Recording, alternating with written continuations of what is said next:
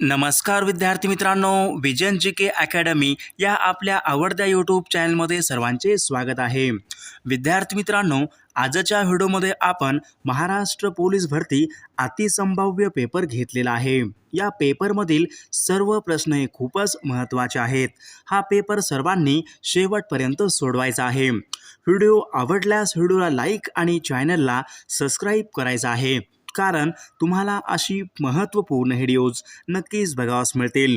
व्हिडिओला सुरुवात करूया।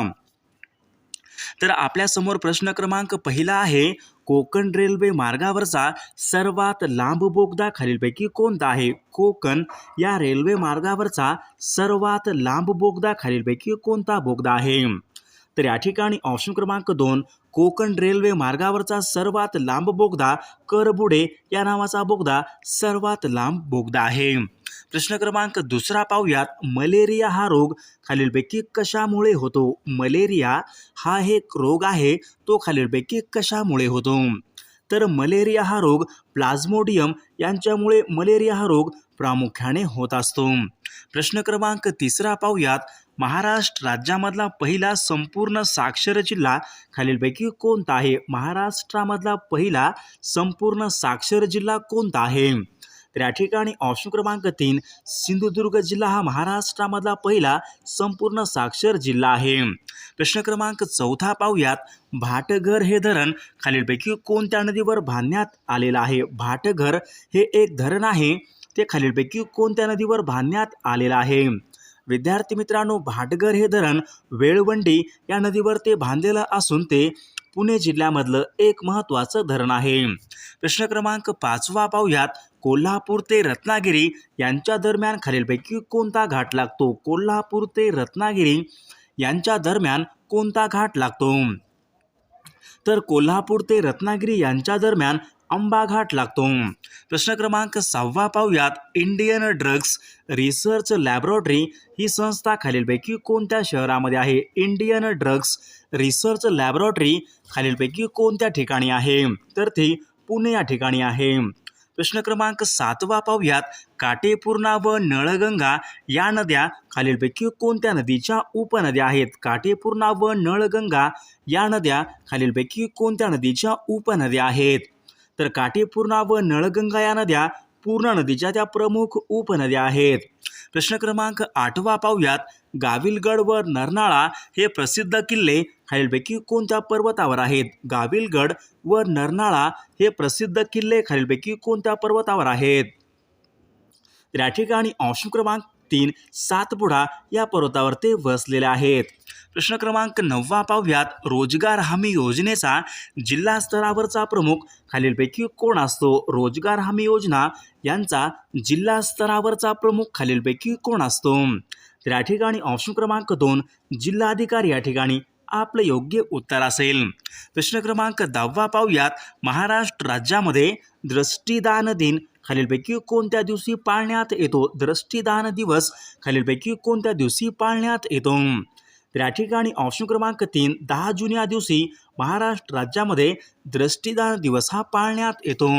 प्रश्न क्रमांक 11 पाहूयात, सहकार विषयक पहिला कायदा देशामध्ये खालीलपैकी कोणत्या वर्षी संमत केला होता? सहकार विषयक पहिला कायदा देशामध्ये कोणत्या वर्षी संमत केला होता? तर विद्यार्थी मित्रांनो, या ठिकाणी ऑप्शन क्रमांक 4 आहे, सहकार विषयक पहिला कायदा हा सन 1904 मध्ये तो संमत करण्यात आला होता। प्रश्न क्रमांक 12 पाहूयात, महाराष्ट्र राज्यामधला सर्वात मोठा जलविद्युत निर्मिती प्रकल्प खालीलपैकी कोणता आहे? महाराष्ट्र राज्यामधला सर्वात मोठा जलविद्युत निर्मिती प्रकल्प कोणता आहे?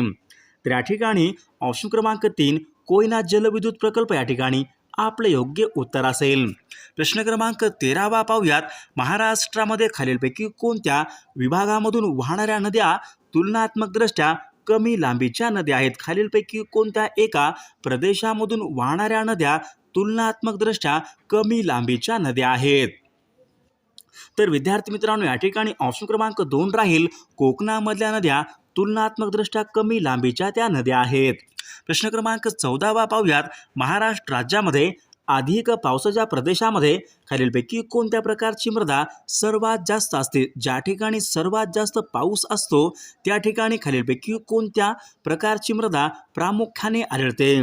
त्या ठिकाणी ऑप्शन क्रमांक 2 आहे जांभी ही मृदा. ज्या ठिकाणी जास्त पाऊस आहे त्या ठिकाणी जांभी ही मृदा प्रामुख्याने आढळते.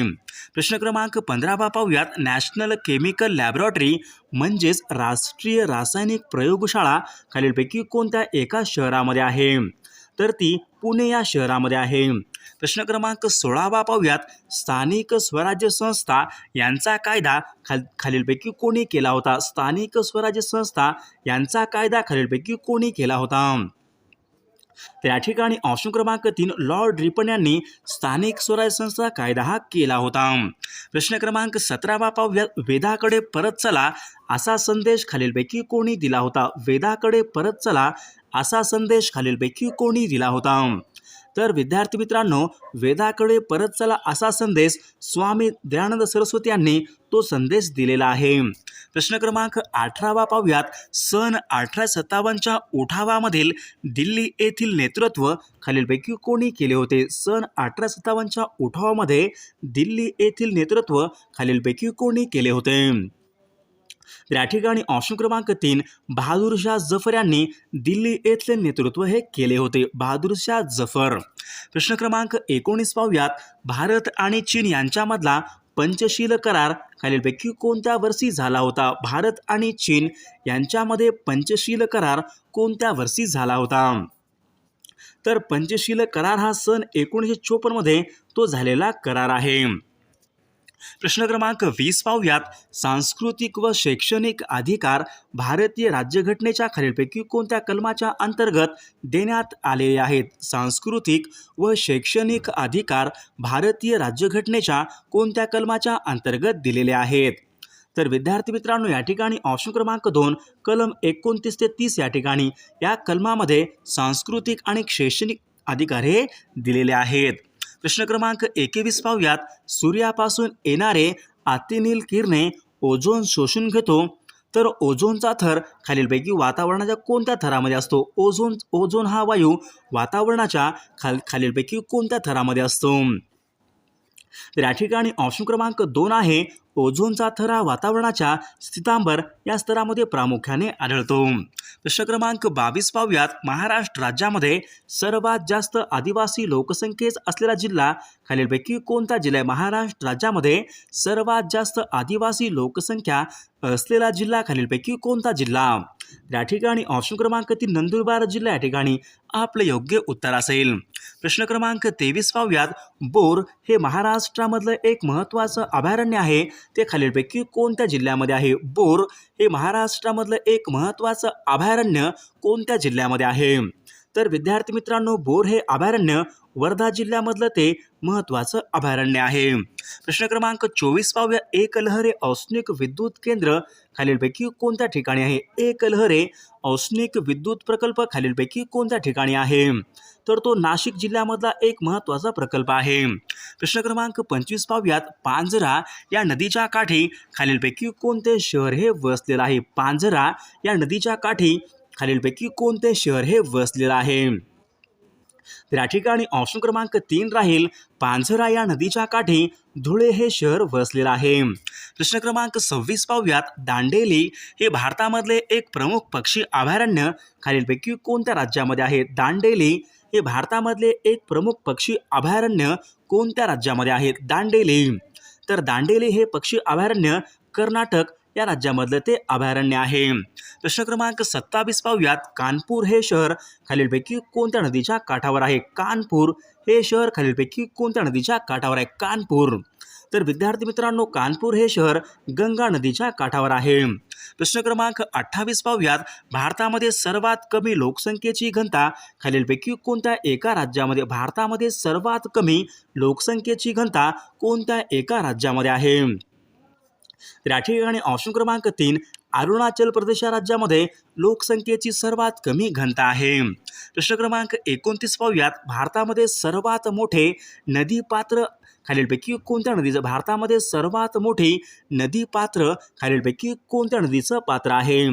तर या ठिकाणी ऑप्शन क्रमांक 3 आहे ब्रह्मपुत्रा या नदीचं पात्र भारतामध्ये सर्वात मोठं पात्र आहे. प्रश्न क्रमांक 30 पाहूयात. आसामचे दुःखाश्रू असे खालीलपैकी कोणत्या नदीला म्हणतात? आसामचे दुःखाश्रू असे खालीलपैकी कोणत्या नदीला म्हणतात? तर विद्यार्थी मित्रांनो या ठिकाणी ऑप्शन क्रमांक 3 आहे ब्रह्मपुत्र या नदीला आसामचे दुःखाश्रू असे म्हटले जाते. प्रश्न क्रमांक 31 पाहूयात. महात्मा गांधी यांच्या समाधीस्थळाचं नाव खालीलपैकी काय आहे? महात्मा गांधी यांच्या समाधीस्थळाचं नाव खालीलपैकी काय आहे? तर या ठिकाणी ऑप्शन क्रमांक 3 राजघाट या ठिकाणी आपलं योग्य उत्तर असेल. प्रश्न क्रमांक 32 पाहूयात. अँडीज ही पर्वतरांग खालीलपैकी कोणत्या खंडामध्ये आढळते? अँडीज ही पर्वतरांग खालीलपैकी कोणत्या खंडामध्ये प्रामुख्याने आढळते? तर अँडीज ही पर्वतरांग दक्षिण अमेरिका या खंडामध्ये आढळते. प्रश्न क्रमांक 33 पाहूयात. लंडन हे शहर खालीलपैकी कोणत्या नदीच्या काठावर आहे? लंडन हे शहर खालीलपैकी कोणत्या नदीच्या काठावर आहे? तर विद्यार्थी मित्रांनो लंडन हे शहर थेम्स या नदीच्या काठावर आहे. प्रश्न क्रमांक 34 पाहूयात. सहारा वाळवंट खालीलपैकी कोणत्या खंडामध्ये आहे? सहारा वाळवंट हे म्हणजे एक महत्त्वपूर्ण वाळवंट आहे. ते खालीलपैकी कोणत्या खंडामधलं वाळवंट आहे? तर सहारा वाळवंट जे आहे ना उत्तर आफ्रिका ऑप्शन क्रमांक 3 या ठिकाणी आपलं योग्य उत्तर असेल. प्रश्न क्रमांक 35 पाहूयात. तांबडा समुद्र आणि भूमध्य समुद्र यांना जोडणारा कालवा खालीलपैकी कोणता कालवा आहे? तांबडा समुद्र व भूमध्य सागर समुद्र यांना जोडणारा कालवा खालीलपैकी कोणता कालवा आहे? तर या ठिकाणी ऑप्शन क्रमांक 2 सुवेझ कालवा या ठिकाणी आपलं योग्य उत्तर असेल. प्रश्न क्रमांक 36 पाहूयात. भारतामधले सर्वात मोठे खाऱ्या पाण्याचं सरोवर खालीलपैकी कोणतं आहे? भारतामध्ये सर्वात मोठे खाऱ्या पाण्याचं सरोवर कोणतं आहे? तर या ठिकाणी ऑप्शन क्रमांक 2 चिल्का हे सरोवर आहे भारतामधलं सर्वात मोठे खाऱ्या पाण्याचं सरोवर आहे. ते ओरिसा या राज्यामध्ये आहे. प्रश्न क्रमांक 37 पाहूया. भारताच्या वन महोत्सवाचे जनक असे खालीलपैकी कोणास म्हणतात? भारताच्या वन महोत्सवाचे जनक असे खालीलपैकी कोणास म्हणतात? तर या ठिकाणी ऑप्शन क्रमांक 3 कन्हैयालाल मुंशी यांना भारताच्या वन महोत्सवाचे जनक असे म्हटले जाते. प्रश्न क्रमांक 38 पाहूयात. वारंवारिता या भौतिक संकल्पनेचे एकक खालीलपैकी कोणतं आहे? वारंवारिता या भौतिक संकल्पनेचे एकक खालीलपैकी कोणतं आहे? वारंवारिता. तर या ठिकाणी ऑप्शन क्रमांक 1 हर्ट्स या ठिकाणी आपलं योग्य उत्तर असेल.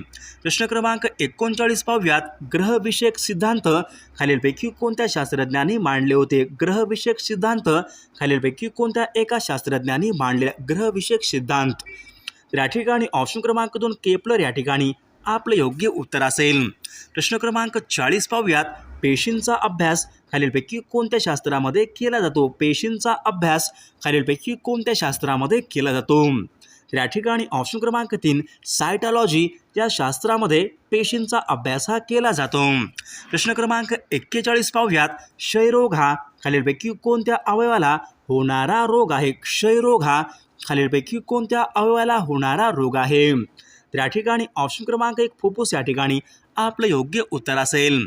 प्रश्न क्रमांक 42 पाहूयात. जागतिक टपाल दिवस खालीलपैकी कोणत्या दिवशी असतो? जागतिक टपाल दिवस. तर या ठिकाणी ऑप्शन क्रमांक 2 9 ऑक्टोबर या दिवशी जागतिक टपाल दिवस असतो. प्रश्न क्रमांक 43 पाहूयात. G20 देशाच्या संघटनेची स्थापना खालीलपैकी कोणत्या वर्षी करण्यात आली होती? G20 या संघटनेची स्थापना कोणत्या वर्षी करण्यात आली होती? तर या ठिकाणी ऑप्शन क्रमांक 3 आहे सन 1999 या वर्षी G20 यांची संघटनेची स्थापना करण्यात आली होती. प्रश्न क्रमांक 44 पाहूयात. 13 फेब्रुवारी खालीलपैकी 13 फेब्रुवारी या दिवशी खालीलपैकी कोणता दिवस असतो? 13 फेब्रुवारी या दिवशी खालीलपैकी कोणता दिवस असतो?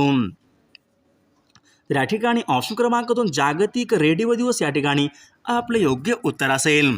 प्रश्न क्रमांक 45 पाहूयात.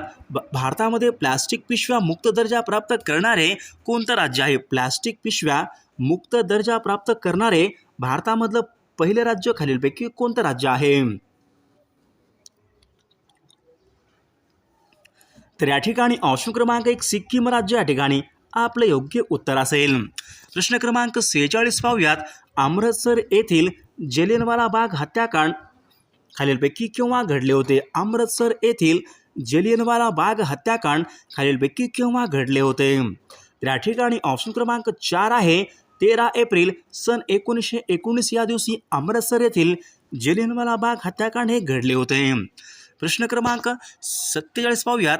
भीमस्टेक या संघटनेची स्थापना खालीलपैकी कोणत्या वर्षी झाली होती? भीमस्टेक या संघटनेची स्थापना खालीलपैकी कोणत्या वर्षी झाली होती? तर या ठिकाणी ऑप्शन क्रमांक 3 सन 1997 या ठिकाणी आपले योग्य उत्तर असेल. प्रश्न क्रमांक 48 पाहूयात. देशामध्ये अपारंपरिक ऊर्जा निर्मितीमध्ये पहिल्या क्रमांकाचं राज्य खालीलपैकी कोणतं आहे? देशामध्ये अपारंपरिक ऊर्जा निर्मितीमध्ये पहिल्या क्रमांकाचं राज्य खालीलपैकी कोणतं राज्य आहे? तर या ठिकाणी ऑप्शन क्रमांक 1 तामिळनाडू राज्य या ठिकाणी आपले योग्य उत्तर असेल. प्रश्न क्रमांक 49 पाहूयात. भारतीय संसदेने ग्राहक संरक्षण कायदा खालीलपैकी कोणत्या वर्षी मंजूर केला होता? भारतीय संसदेने ग्राहक संरक्षण कायदा कोणत्या वर्षी मंजूर केलेला आहे? तर या ठिकाणी ऑप्शन क्रमांक 1 सन 1986 या ठिकाणी आपलं योग्य उत्तर असेल. प्रश्न क्रमांक 50 पाहूयात. पर्यावरण संरक्षणासाठी आणीबाणी जाहीर करणारा पहिला देश खालीलपैकी कोणता आहे? पर्यावरण संरक्षणासाठी आणीबाणी जाहीर करणारा पहिला देश खालीलपैकी कोणता देश आहे? तर या ठिकाणी ऑप्शन क्रमांक 3 न्यूझीलंड देश या ठिकाणी आपले योग्य उत्तर असेल. प्रश्न क्रमांक 51 पाहूयात.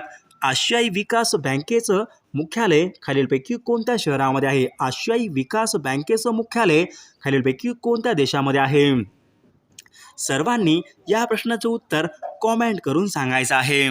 सर्वांनी व्हिडिओला एक लाईक आणि चॅनलला सबस्क्राईब करायचं आहे, कारण तुम्हाला अशी महत्त्वपूर्ण व्हिडिओज नक्कीच बघावयास मिळतील. आणि आपल्या टेलिग्राम चॅनलला सर्वांनी जॉईन करायचं आहे. टेलिग्राम चॅनलची लिंक आपल्या व्हिडिओच्या डिस्क्रिप्शन बॉक्समध्ये दिलेली आहे.